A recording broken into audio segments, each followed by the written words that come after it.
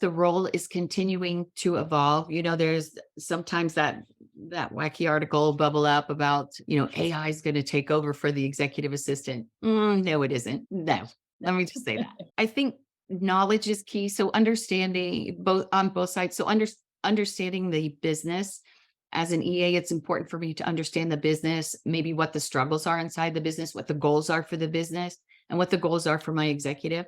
Communication between the executive and the assistant, you can never over communicate. I tell all my member executives that, and I stress the importance of include your EA in the meetings. Even just being in the room and hearing the information, they're the eyes in the meeting. They can see who's buying in and who's not.